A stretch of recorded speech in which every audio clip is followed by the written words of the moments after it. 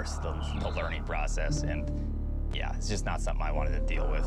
Compare the challenge of doing that versus the challenge of Kaizo, for instance. Basically just lack of knowledge. It's tough to really understand what's going on, to where Kaizo was, the knowledge is pretty much all there. It's just you need to completely execute and not mess up a single input in 90% of the room. So, I mean, Prime's community has never been massive by speedrunning standards, but it's been pretty steady for 20 years that the game has been out. People have always discussed it, always sort of played it to that higher level of like, let's cut out items, let's go faster. Why would you say that the game has staying power like that, A, and then B, why is it not like? Well, I think we need to look at the Metroid franchise versus any other franchise. Metroid has always been kind of the underperformer. Not as many people play Metroid as they play Mario or Zelda or Pokemon. So I think for that reason alone, and the fact that it's 3D, not a 2D platformer, the SpeedRun has kind of those things we're talking about. Don't really know what's going on. It might be kind of intimidating to approach. I think all those things might kind of lead to a smaller, tight-knit community. But I think mainly it's the Metroid franchise. It's hard to draw in a lot of people playing Super Metroid versus Mario 64. Mario 64 came out later, more people know the game. Mario, classic game. So I think just for those reasons alone, more people will gravitate towards any Mario, Zelda versus any Metroid. With the evolution of Twitch and kind of having a community, generally speaking, in the Prime community, it switched from segmented runs of people sort of going from save station to save station, kind of perfecting each segment before they moved on, versus like single segment running. So what are your thoughts broadly on that? The perfectionist mindset of segment to segment versus like, let's go all in, and even if it takes 100 or 1,000 resets, like we're gonna get the whole thing in one go. If you're live streaming, obviously what people are going to be more gravitated towards is going to be single segments. They're going to want to see the entire game. They're going to want to see it done quickly. Segmented runs take away from some of people's enjoyment. They're going to see save station to save station. They're going to see only that segment. And a lot of people just want to go, oh, Metroid Prime, I love that game. Speedrunning, wow, I want to see how they beat this game in under 2 hours, or whatever, under an hour and a half. So I think that kind of created a shift to not only single segment runs, but also RTA, real time. Super Metroid used to be game time as well. I think that also live streaming had an impact on game time to real time. If you have a timer and you see the entire game, that is going to be much more entertaining and stimulating to the viewer than segmented, and then, oh, I wonder what time we got. We gotta wait till the end screen, and then you see a minute, like 50 minutes. Okay, well, is it 50 minutes and 59 seconds? Is it 50 minutes flat? Live streaming is obviously for the audience, and I think that's probably why the shift happened. Do you think it will ever switch in Metroid Prime? I always try to just stay away from that topic now, because there's a lot of just veteran runners, that have been playing the game way longer than I have. So I'm definitely out of place there. I don't want to overstep my bounds. I mean, I personally would like to see a shift towards RTA. I think it's just obviously a more accurate representation of the run as a whole, but I don't really have a say, and it's kind of just out of my place. Thanks again, Oats and Goats, for the awesome interview. It was great to be able to talk to you about your history with speedrunning and your forays into Metroid Prime. Now, I would be remiss if I didn't show at least a little bit of this clip here. After a period of 7 years from his previous world record and months of practice, well, this happened.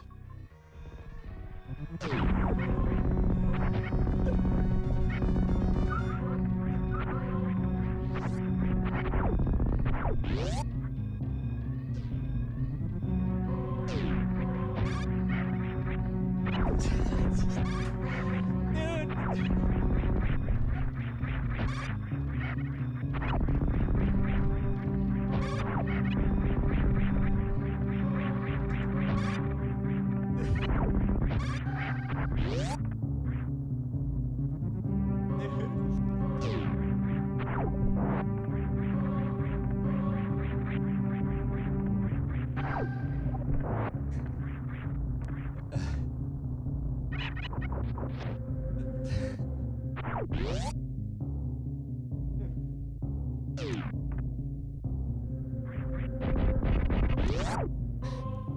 God.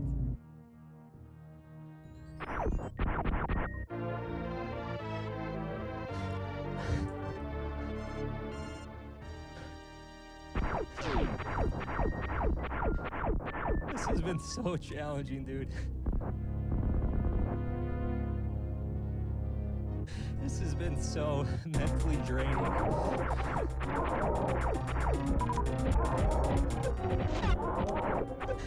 so happy it's done.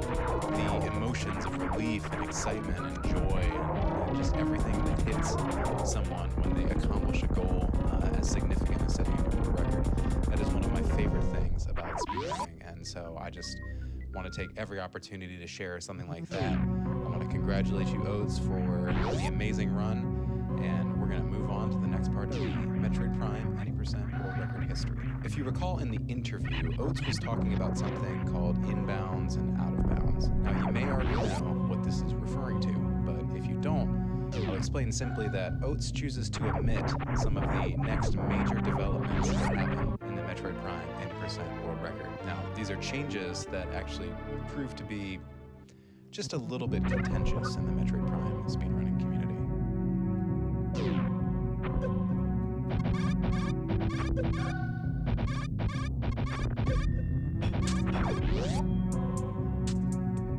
As I mentioned earlier, MPZoid's run was released about 4 months prior to the release of Metroid Prime 3 for the Wii. As mentioned in connection with Metroid Prime 2, there's a decent chance that Metroid Prime runners' interest shifted for a bit to playing the new game, if only for enjoyment and the dedication to the Metroid Prime series. Once again, though, that dedicated group of people were still primarily focused on developing Metroid Prime and continuing to push for lower time as they looked for strategies and techniques to get the time lower. There was just one problem. No one could beat MPZoid's time. The route that Kip and MPZoid used stood as a world record for over 6 years. No one was going to out-execute them on that route on their way to getting a 102.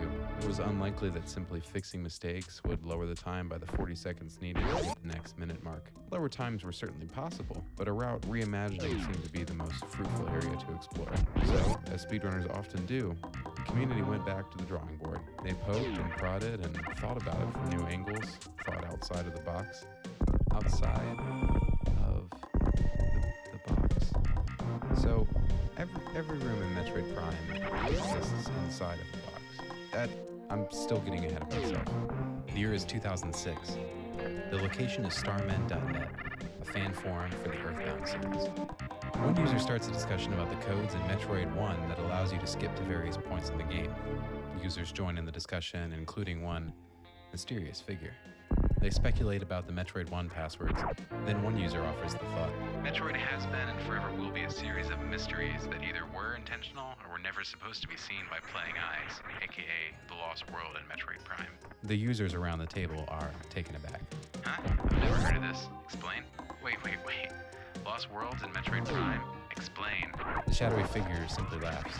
You do know you found the first secret world, right? The table is silent, all eyes on him. Well, let me tell you a little story.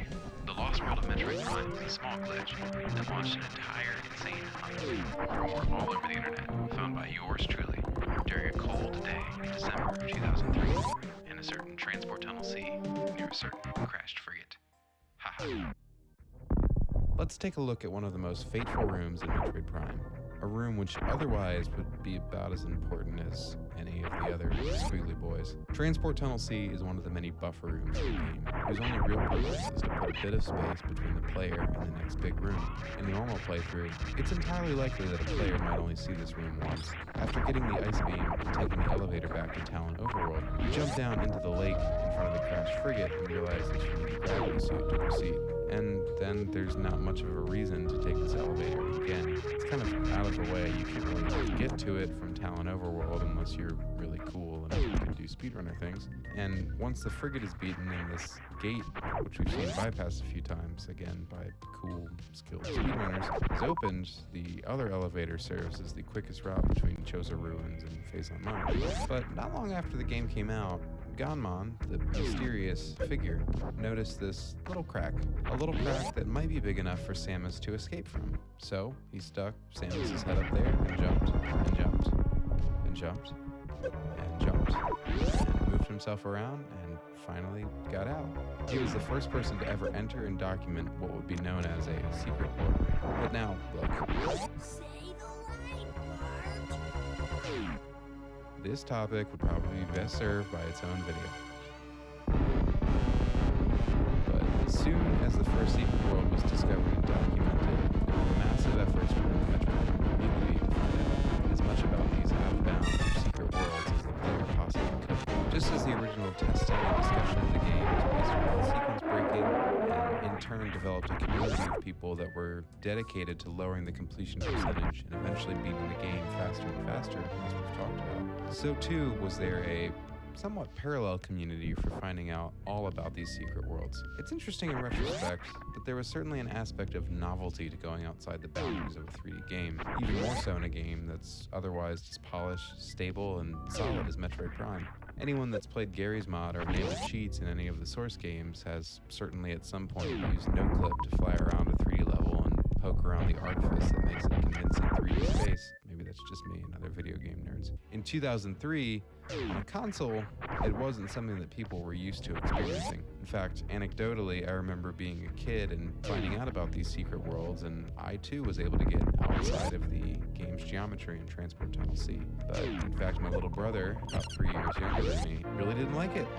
He hated it. He was scared of the out-of-bounds world. I think just being about 4 or 5 years old at the time, it just kind of freaked him out because that's not how the world is supposed to look. I've read a lot of forum posts of people saying that it's unnerving or unusual and creepy in some ways, but there was just a lot of people that wanted to discover as much about these secret worlds as possible.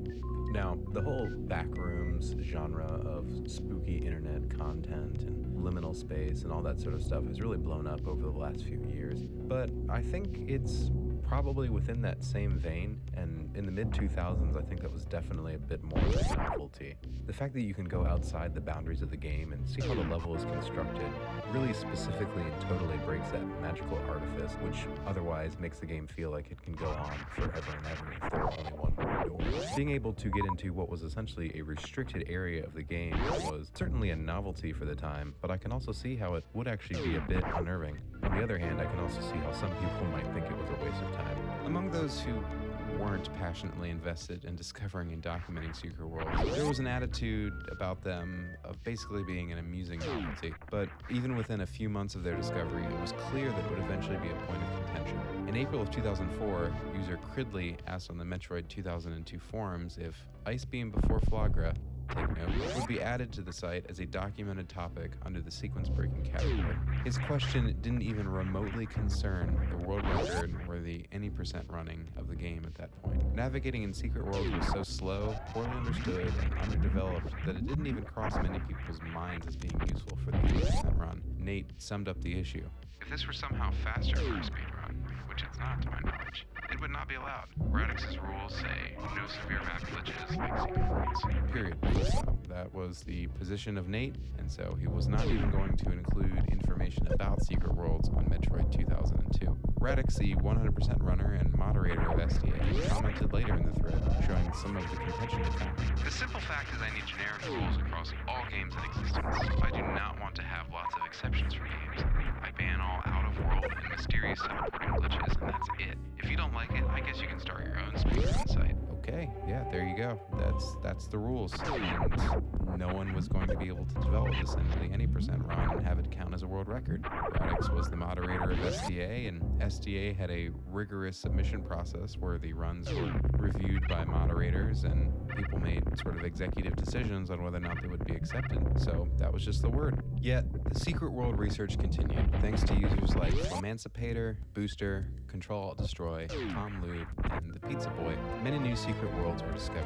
There was even a fairly comprehensive guide written on the rules and constraints of moving within secret worlds, and don't worry, we'll be discussing them in a bit. Most of this development was happening on Metroid 2002's sister site already mentioned, samus.co.uk, which was run by Andrew Mills. Mills was overall much more interested in researching and understanding secret worlds, as well as having a hunch that they might be useful one day for routes in the game. Like I said, we'll talk more about moving around in and using secret worlds later. But right now, it's important to understand that these didn't seem especially useful. The Transport Tunnel C secret world was out in the middle of nowhere from a game point of view. It was a pain to move around in a secret world, and it didn't seem possible at first to re-enter the inbound space of the game or navigate between rooms. Leaving the confines of the game basically meant you were marooned in this void of curiosity and foreboding, unable to return. The most interesting outcome besides getting completely stuck was falling into infinite nothingness. That's not especially helpful for speedrunning or sequence breaking. So even putting aside the issue of Radix and SDA disallowing secret worlds in their submissions, secret worlds just didn't seem helpful to many of the users at Metroid 2002. They believed it to be a waste of time to research and understand them. On samus.co.uk, however, the secret worlds were all named, numbered, and thoroughly documented. Mills would give special user titles on the forums to people that found and documented secret worlds, even awarding the coveted Secret World Hacksaw if a user found more than 7. In contrast, however, on the Metroid 2002 forums, the secret world discussion was less than warm. A user named Banks, who made many of the earliest discoveries on the GameFAQs thread, interjected in a thread about stupid discoveries in 2003, offering up secret worlds as an example. Mills responded by saying, "Glad to see you're finding all the secret worlds discoveries useless," and they argued. Mills made his case in a post which would turn out to be quite prescient and will be quoted at length.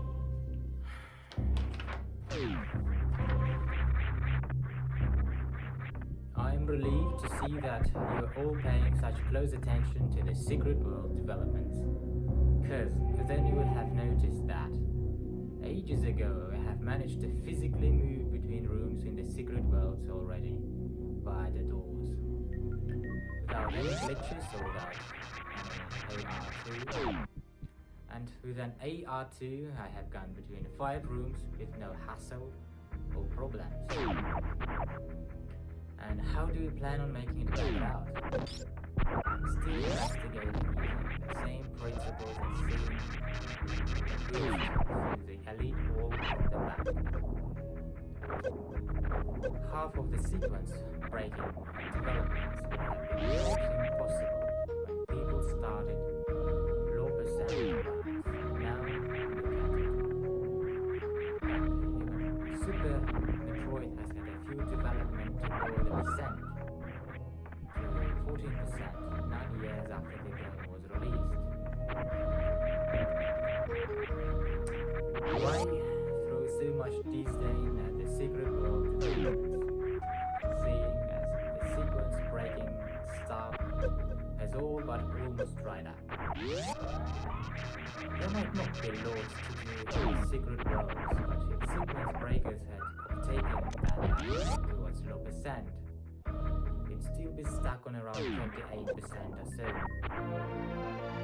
Instead of bashing it, maybe we could help out and try and make them work to our advantage.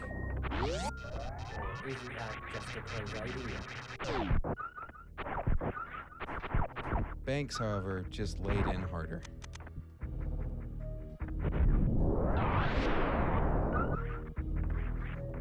You can rub it in my face all you want once your secret world nonsense actually produces something useful. Notice that this topic is called stupid MP tricks. It's not how secret worlds just might lead to the possibility of maybe doing something, nothing. Perhaps somewhat funny in retrospect, but at the time passions were quite high. Both sides had some merit, because on the one hand, Mills was far from right in saying that sequence breaking had dried up in 2003. The route for the any percent record would change several times over the next 4 years, and there was still a bevy of skips and techniques that would take the time lower. Furthermore, when he talks about using an AR2, he's talking about using a cheating device, which made it easier to practice movement in the little understood secret worlds, as users could use a moon jump code to place Samus wherever they needed out of bounds. You can see why a community that prizes the human execution of speedrunners would be a bit wary of somebody using cheat codes to understand the game better. I think this disagreement might be best reduced to purist versus visionary categories. The Metroid 2002 community, backed by the clear rules from SDA, believed that the only useful way to spend time researching was looking for techniques that could be executed by humans, and they did this by executing these techniques that could be executed by humans. In other words, why waste time researching something that wouldn't be useful, that wouldn't be allowed within SDA's rules, or that people didn't want to use, frankly? However, the visionary mindset of Mills and Samus.co.uk is much more closely aligned with speedrunning as we know it today. Today, there are communities of people around games, including Metroid Prime, that use task strategies, level viewers, level editors, and a variety of tools to set and understand the game. Don't worry, I'll talk about all of them. This is really pure research, as many of these players have no idea if the things they discover and understand about the game are useful. Yet, when something useful is found, and if there's even a sliver of hope that can be executed by human hands, there's usually someone willing to try. Back in our forum squabbles of the mid-2000s, Metroid 2002 would drop pictures of these. In September of 2005, Nate would update the Metroid 2002 homepage with the following note, which I'll have read with a bit of snark, because that's how it needs to be. While Samus.co.uk is usually thought of as the resource for secret world information, I thought it wouldn't hurt to document Metroid Prime secret worlds here, Metroid 2002 style. The push was spearheaded by a moderator on the Metroid 2002 forums, DJ Granola. He was a runner who was working hard to develop Metroid Prime 2's low percent categories and was using secret worlds in this game. He offered a bit of explanation on the forums. The post explains that the Samus.co.uk content was becoming out of date and was not being updated, and that it seemed advantageous to have all of the information about Metroid Prime centralized onto one site. Acknowledging some of the hard feelings between the sites, he ends by saying, "I can only apologize to anyone who is unhappy about this section. It is genuinely intended in the best possible manner to be a comprehensive documentation project. It is neither an attempt to A, fill Metroid 2002's forums with noobs, or B, steal Samus.co.uk's hard work. Please remember this." Mills responded shortly by saying, "No doubt people are waiting for my reaction to this. Bit of a bombshell next. And I have to be completely honest, I have mixed feelings." And went on to explain why he was glad to see their acceptance, but still remembered the viciousness with which they were treated. Some users were glad to see the knowledge base expand, but intended to keep playing the game as normal. We'll see if that one sticks. I don't know, we'll see. With Secret Worlds being basically normalized across both forums, development, tinkering, and discussion pressed forward. Users would start experimenting with full game routing and would eventually figure out how to use Secret Worlds to their benefit while attempting to break the any percent world record. However, the frustrating fact of SDA's rules remained. If those rules didn't change, there would be no official world record using Secret Worlds, because the legitimacy of the record would not be recognized by the essentially governing body of speedruns.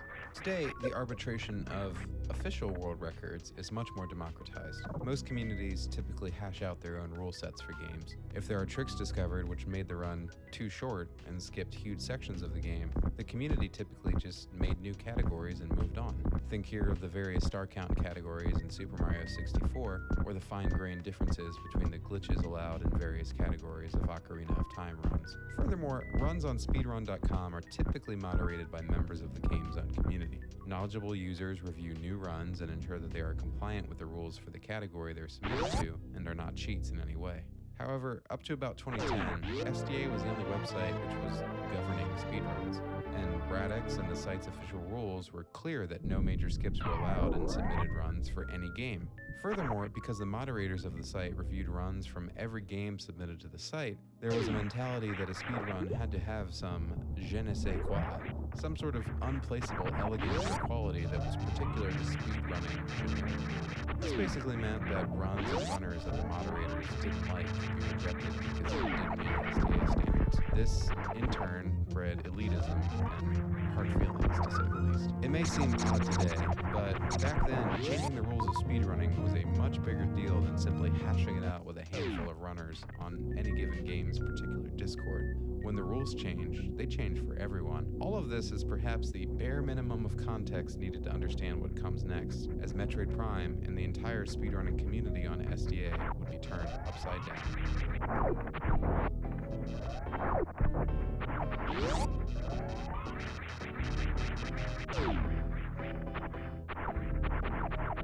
As we just saw, in 2005, user Bartender Sparky, who again doesn't have an avatar, just artist edition, stock photo, whatever, commented on the addition of Secret Worlds to Metroid 2002 by saying that he had little interest in them. But as time went on, and their utility for potentially lowering Epizoid's time seemed to grow, the allure of putting together a completely revolutionary route grew. On June 26, 2008, Sparky posted a video of the Frigate playthrough and said that he was starting a new thing and that it wasn't particularly cool yet. What it turned into, after 2 years of work and a small holy war within the community, was the next world record.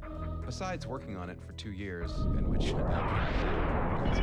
video game for 2 years, there was also the small matter of overcoming Metroid 2002 and SDA's ban on major skips and glitches. At this point, and going forward, Epizoid started burning bridges in the community quickly, all while speculating that he could complete a perfect run over 7 years that would get his time down to 101. Bartender Sparky, or just Sparky, gradually posted new segments and slowly hashed out, basically through his own persistence and curiosity, what would become the first route to incorporate out-of-bounds movement. Epizoid was critical, frequently angry, and at the final showdown on the SDA forums in June of 2010, finally went a bit ballistic. On June 15th, 2010, Bartender Sparky brought his appeal to the highest court in speedrunning at the time, the SDA forums. He was just 7 days away from completing his project, which he thought could result in a new world record. But first, he had to make sure it could even be considered for a world record. He made a calm, thorough argument while asking for Secret Worlds to be allowed within SDA-approved runs.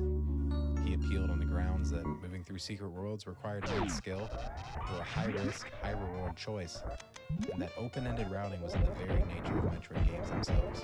He had a good reason for wanting these rules to be changed, but his argument was pretty clear and well-reasoned. There was a bit of pushback. It started with Master88, a longtime member of Metroid 2002 and SDA, with words that have reverberated in the memes for over a decade.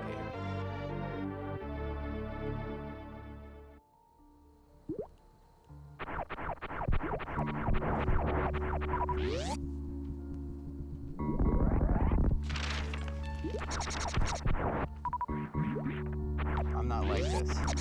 These need are separate categories. That's unfair runner like Zoid, who did most awesome speedruns in SDA without Secret Worlds. He's just best. That's so unfair if he got lost his records if someone used Secret Worlds. Also, Secret Worlds are cheating. These skip a large amount of game, and you will always find new Secret Worlds, and route will always change. Also, wall crawls skip much interesting tricks, and it's not look cool. See when someone jumping outside screaming most of time.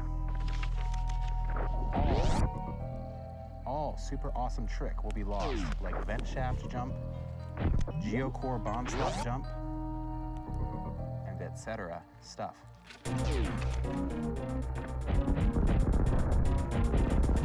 If we're talking about low percent runs, I personally like watching much more speedruns without these Secret Worlds because these speedruns are real. So this rule change is a big bad idea. I'm not like this. Hopefully, it's never happened.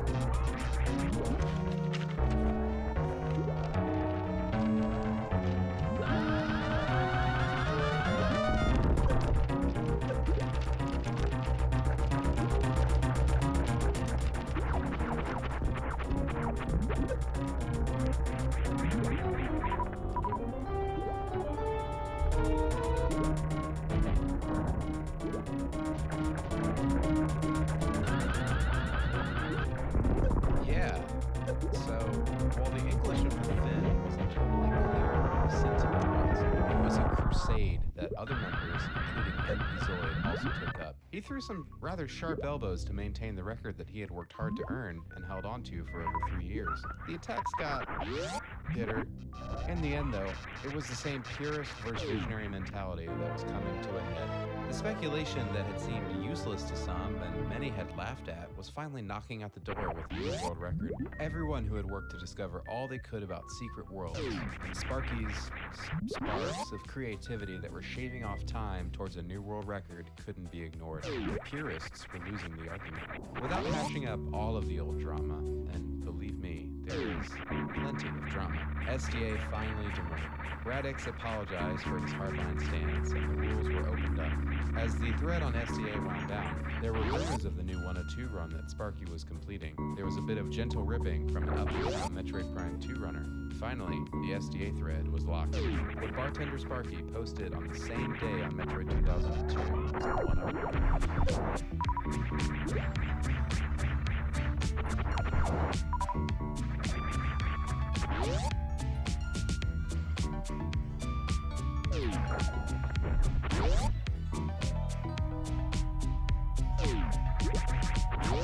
One bit of drama surrounding Sparky's run was the accusation that he only wanted to change the rules because he couldn't beat MP-Zoid's run following the rules that had already been established. But what's clear looking at Sparky's run is that he had an extremely tight, technical, and up-to-date grasp on Unbound's movement. There's a decent chance that he could have figured out a way to get a 102 without Secret Worlds, but in true Maverick fashion, he not only played at a level no one had seen before, but changed the entire rulebook of speedrunning to validate his creativity and skill. The change has stuck, and this is how most people play Metroid Prime now. This run only incorporates 2 out-of-bounds, or, as I'll refer to them from now on, Secret World sections. One contained dozens of nearly frame-perfect inputs, and was so hard that it took Sparky 8 months to get a fast enough segment for it to be useful, and we'll never see it again after this run. The other Secret World section is a staple of Metroid Prime speedrunning, which we'll turn to first, Ice Beam Before Flogger, or IBBF. IBBF basically accomplishes 3 things.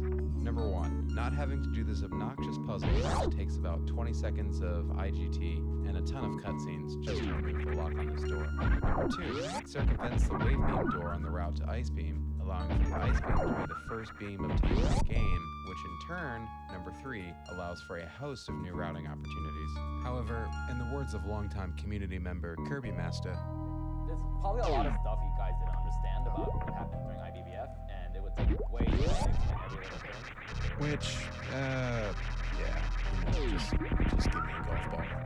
The routing shift facilitated by IBBF was to pick up Plasma Beam immediately after doing the first swing from Finjana Drift to pick up Boost and Wave, moving the Plasma Beam back up early in the item order, similar to Calfolio, who picks it up even before setting foot in Phazon Mine. Now, IBBF definitely isn't a free time save, as it requires skill, focus, and a decent chunk of time to execute. Sparky's IBBF took about 1 minute and 40 seconds of in-game time to go from the Secret World entrance and Gathering Hall to the Reflecting Pool.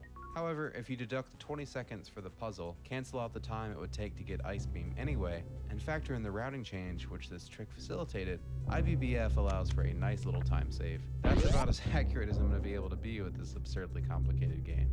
Sorry, IBBF wasn't easy though, and neither was anything else performed in this route. Besides great out-of-bounds movement, Sparky brought a new and higher level of play to the category. This route was one step closer to the current ideal of always be dashing off of something if possible. There were some great new dashes exhibited, such as the dash in Flogger's bomb slots during the Genius strat, new dashes in Ice Ruins West, and a few other new movement tricks. All of these were little bits of time shaved off, and helped to bring 2 whole minutes off of NPC's time, in addition to IBBF. There were also some pretty awesome flourishes, I think. There was this bomb space jump, BSJ, the Ice Beam door, which is pretty much a one-try trick over a massive drop in a pool of lava that has never been seen again in an 90% record. Actually, this trick it's still pretty hard. Definitely the hardest thing in this run. Tom actually clarified when I visited him. He got me set up in the right spot and talked me through how to do it, and I eventually did hit it just once, but it was awesome. Check it out. Be a little on more from the direction you're facing, so... getting closer. Maybe if you not going out. You actually want that input, because like especially if you're not facing the direction you want to like get moving as soon as possible. But like, yeah, see, there you go. Little bit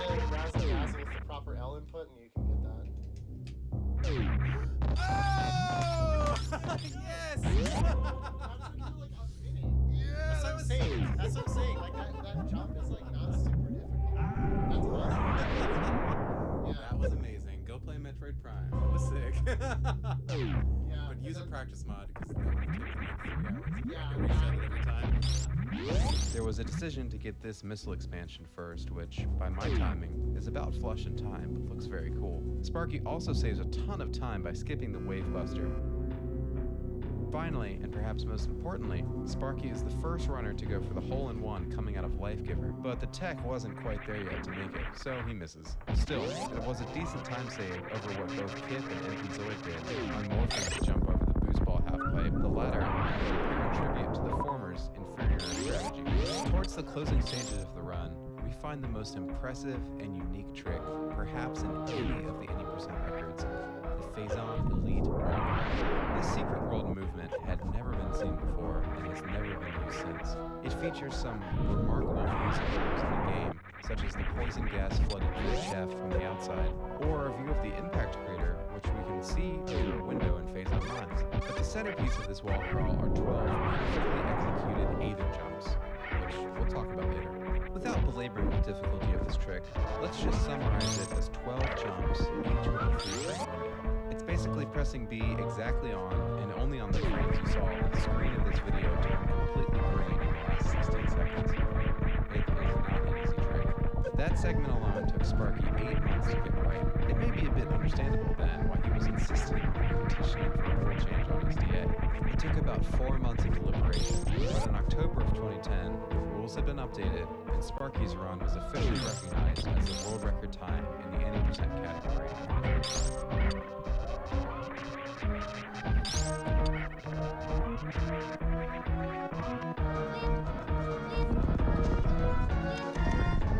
Before we talk about our next run, let's revisit that little comment about every room existing inside of a box. It's basically become a meme from AGDQ runs. Every room is inside a box. Every room is surrounded by a box. Invisible box. Invisible box. Box. Magical invisible box. But there is, in fact, a box around every room. Inside this box, there is gravity. Outside the box, there is Aether.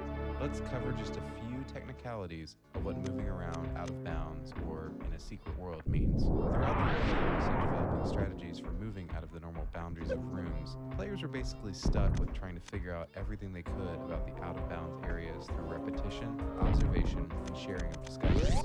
It was basically like scientific inquiry, even including some published papers like this 33-page document compiled by some investigator about moving to secret worlds that I've uploaded.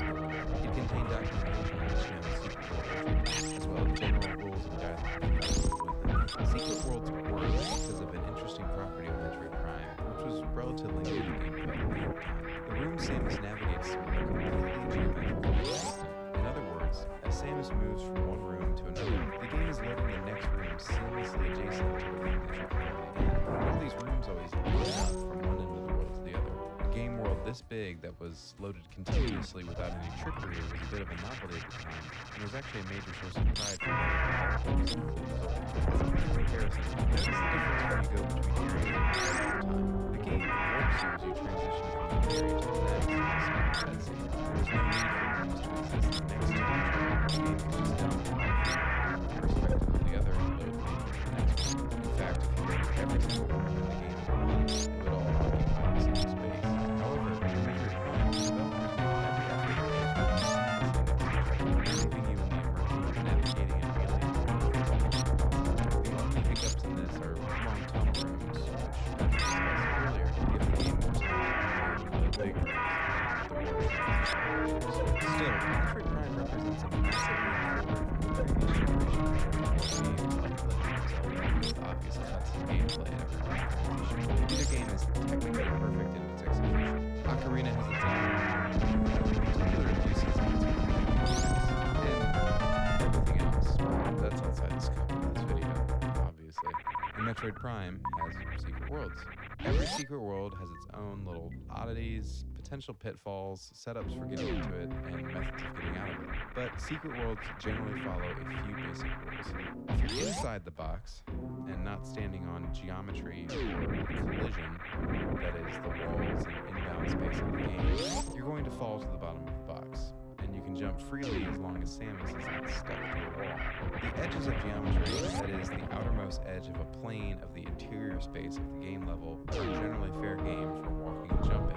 But if you try to stand on the exterior portion of the face of the plane, you're likely to get stuck. If you're outside the box, Samus can walk but can't jump, and very slowly floats upwards. If you're not standing on collision, Samus will fall.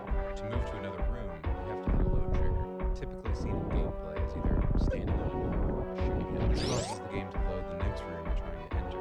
Basically, you have to interact with the door like you would in normal gameplay, getting close to it and shooting it, but from the outside.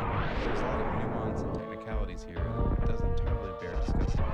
Just think, there's a process of moving from one room to another. Finally, one of the easiest and most consistently used methods of getting out of a secret world and back into the game world is to place yourself within the space of the next room and then shoot the door that you enter it from, thereby loading the level around you. I'll mention some other interesting methods of re-entering the game space as we see them, but this is generally the method we'll see used most often. When runners try to explain living in the balance, like when they're explaining the game at GDQ, Magical invisible box. the reason that they often default back to it's way harder than it looks and every room is inside a box is that those are really the two phrases that best approximate moving out of bounds. Taking the time to practice and get an intuitive feel for how to navigate these portions of gameplay takes an immense amount of time and practice. And most players, when they are finally able to get into a secret world, end up spending most of their time either stuck to a wall, stuck in Aether, or falling to infinity. So, long story short, it really is harder than it looks. Still, as we go forward and continue looking at new records, it's worth noting the general risk versus reward of Secret Worlds. We're about to look at a new runner who made a high degree of polish when moving through Secret Worlds with a minimum level of skill for setting a new 80% world record. Yet at the same time, it would also be the last run that's segmented.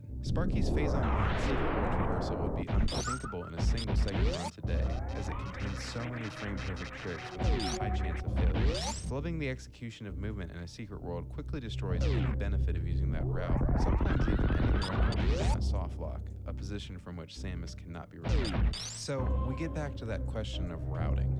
When Calfolio double bomb jumped off the back of the ship, it was just because that was how it had to be done with what was known at the time to finish the game quickly, despite how challenging the trick was. When a secret world can be avoided to achieve an equivalent time, a runner will usually choose to do the inbounds route. However, secret worlds as a general concept have tremendous potential for skipping puzzles and rooms which would otherwise be impossible inbound. For that reason, secret worlds that are generally possible with practice end up being fair game for the 80% route. At the end of the day, the fastest route is whatever people are willing to practice and execute. Our next runner chose a route with fewer secret worlds and a faster time, and iterated the world record lower than anyone thought possible, polishing movement and raising the bar for everyone that came after. Before we meet the next runner though, let's recap where we are in time. I'll be honest, this little stretch of history is a bit of a whirlwind. We start with this run that was earth-shattering only in the very limited realm of Metroid Prime speedrunning. Sparky's 101 in July of 2010. Just 1 week later, a little game was released. You may have heard it. It's got procedurally generated blocks. You smack them around a bit and pick them up, and then you can build all of London. Kind of crazy how a little drop of water of a game can grow into an ocean of cultural impact. Metroid Prime has been kind of like a weird lake somewhere in the mountains that like 6 people have seen, but they all talk about how beautiful it is. But it's really hard to get there, so not many people have seen it. Anyway, Metroid Other M came out in late August, and this is actually one of the games of all time. We closed the book on 2010 shortly thereafter. In 2011, we turn our attention to 3 significant events before meeting our next runner. We have the death of Osama bin Laden in May of 2011, which serves as a bookend to the cultural landscape of the US throughout the aughts. A month later, we have the portentous launch of a little service you may use on a regular basis, foreshadowing the shift of video gaming to become a more communal and connected online activity. Finally, another significant death just a few months later. Steve Jobs passed away at the young age of 56 in October of 2011. As we wrap up this sober tornado of change and new beginnings, let's meet our next runner.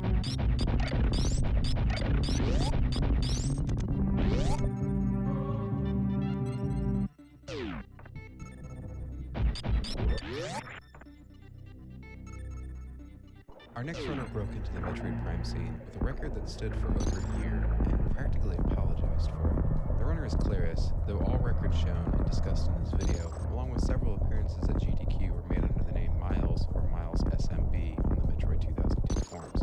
Remember, Tinkle charred of miles and Zoids in this story. Anyway, Claris was a well-known runner in the Metroid Prime 2 community, which was also flourishing on Metroid 2002 by this time. Metroid Prime 2 had slightly different mechanics of moving in secret worlds, which allowed for better practice with aether jumping and out-of-bounds movement. Claris benefited from this practice and used those skills to quickly raise the bar and the possibilities of Metroid Prime secret world routing. Once secret worlds were allowable in world record runs of Metroid Prime, it was perhaps inevitable that many who developed and spent time executing secret world movement in Metroid Prime 2 would move back to Metroid Prime. Claris made this comment about the quest for lower and lower world record times in the main Metroid Prime speedrunning thread on the Metroid 2002 forums. We'll talk more in a bit about single segment runs versus segmented runs, but let's discuss Claris's first shot across the bow into the leaderboard of Metroid Prime speedrunning. The next world record would be at least a 1 hour flat. That was obvious because of the way numbers work. For many years, the hour threshold wasn't even worth considering due to how remote the possibility was. For years after that, it was gawked at, but still considered impossible.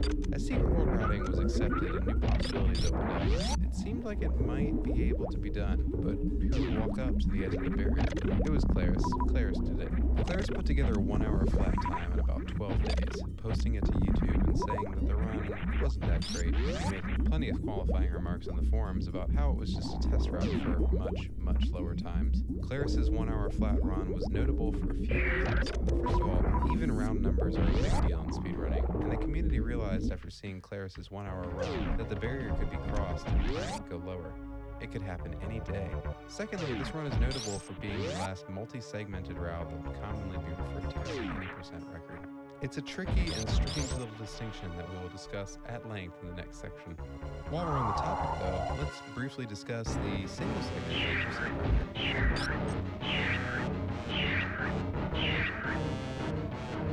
The single segment 80% record had started at 123, set in 2004 by Smiling Jack, and was lowered by the same runner a few more times. Then, 2 runs by MP Zoid cemented his dominance in that category. MP Zoid's 106 stood as the world record for 1,562 days, just over 5 years. It was the second longest standing world record in any category of Metroid Prime speedrunning. The longest held record is also held by MP Zoid, whose 124 100% segmented run stood for 1,759 days, just shy of 5 years.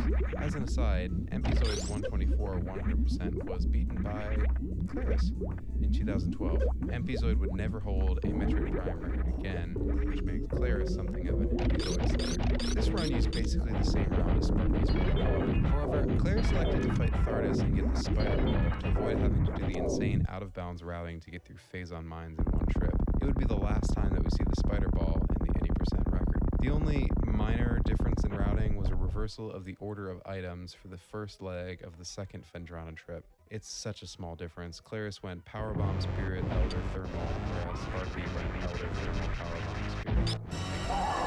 Claris is the first of our last 3 runners, and also the first to hold records in every major category of Metroid Prime. Sparky is still active on Twitch while running the games. Claris's extreme skill raised the bar for Metroid Prime. But this round wasn't particularly representative of that skill. Some glaring mistakes in execution included sloppy movement in Chozo Ruins, a drop to the bottom of frames during Ice Beam Quadra, some general sloppiness in item collection, such as these charming and hilarious misses while getting the power bomb, and other movement which was just the same for 2 items. For example, Sparky had his very full bounce base shot level in that whereas Claris opted in this run for the more conservative path around the outside. Still, Claris incorporated many of the dashes and new room movement which we have mostly been focused on. As a reminder, adding a complicated dash such as this one to 100 mega only shave off 2 to 3 seconds by itself. But in addition to big skips, newer and lower times in Metroid Prime are also made possible by coming to rooms with new ideas and knocking in the battles faster. So even in the sloppy way of mistakes, when we factor in the benefits of Ice Beam, Quadra, and other movement, it's still achievable over time. One final notable new component of this run was the first appearance of user search backwards. As a recap of how others have approached this, runners prior to Sparky had to go around and do the long space pirate fight from Sparky to the arduous and virtuoso wall crawl for Phantom Lions, and Claris just went through ore processing and climbed these spider ball tracks and spider ball backwards. In later runs, there will be a new method of getting backwards through ore processing, which still allows spider ball to be skipped. It's a good one. I mean, don't literally, it's a long time ago. Just Claris, arriving at this room through ore processing, has obviously not solved the puzzle with the rock wall. This would be a problem if the developers had any inclination that such a scenario might be possible. However, this rock wall functions as many other walls do when approaching it from a secret world. It's kind of impermeable, sort of. Claris morphs and boosts into the wall repeatedly, and because collision, because the engine, it's just how the game works, Claris is able to get through. Many understand this better than I do. I just don't. That's Claris's 1 hour run, sloppy execution and all. This run was always a proof of concept though, and indeed the time could go much lower. What changed in Metroid Prime speedrunning that helped that final jump into the 2-digit times?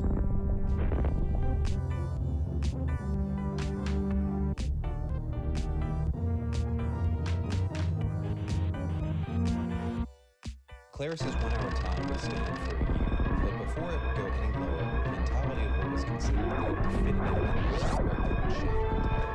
Twitch launched in June of 2011, just 6 months before Claris's 1 hour time was posted on YouTube. Twitch would grow quickly in popularity, and the popularity of speedrunning would shortly follow behind. It would ripple and then change entirely with the community of speedrunning.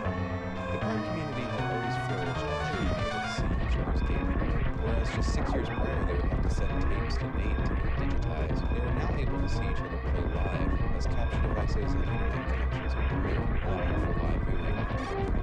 There were several early adopters on the Metroid 2002 forums, Claris among them. I'm not going to say that the Metroid community was the first to do video game streaming, if you scroll down to the bottom of the Metroid 2002 forums, you'll see a section called SpeedRun Streaming/Chat, which should be seen to have place until you realize that it was launched in 2010, a year before Twitch was launched, and well before anyone else was really thinking of speedrunning in terms of streaming. There aren't many threads of people that were hosting streams, but each thread represents basically a streaming page or a thread that was dedicated to the stream as the players watched it live. It was basically a prototype of Twitch Chat, although this incarnation was hacked together with Taiga Live Chat, a new feature that was rolled out on the Metroid 2002 forum platform, which has not been updated since 2010 at this point, although Metroid 2002 forums continue to work flawlessly. We love good coding here. One thing which drove the amazing online infrastructure of the Metroid Prime community is the number of people involved in tech jobs or having some kind of web development experience. As was already mentioned, Nate joined the discussion already in progress on GameFAQs and saw the need to centralize all the information on Metroid Prime and build Metroid 2002 in about 2 months. Nintendo was self-consciously targeting a slightly more mature audience with Metroid Prime, so it should come as no surprise that more mature gamers in the early 2000s ended up finding it and building online communities around it from scratch with the programming and web development skills they already possessed. With the advent of Twitch and the Games Done Quick charity event, which held its inaugural event in January of 2010, speedrunning was quickly becoming an activity which crossed over the boundaries of one game's fandom.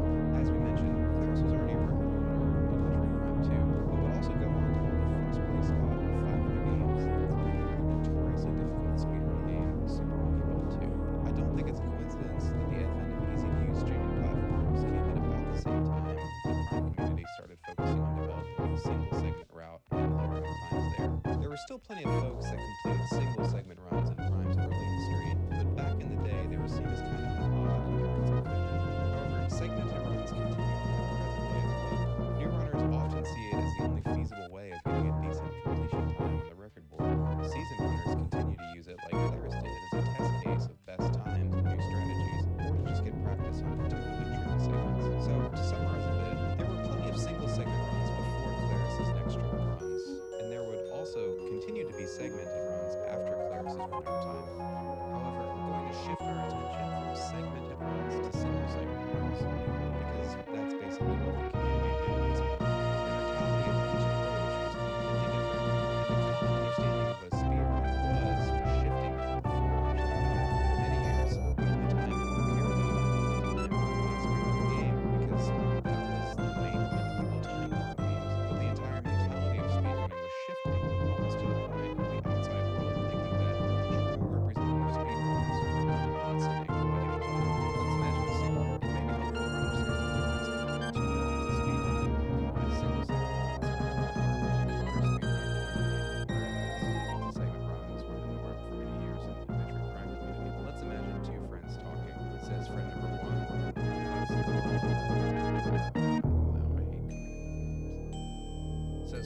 1, let's call him Zachary. I can beat Metroid Prime in under an hour, says friend number 2. Let's call him Edgar. No way, I don't believe you.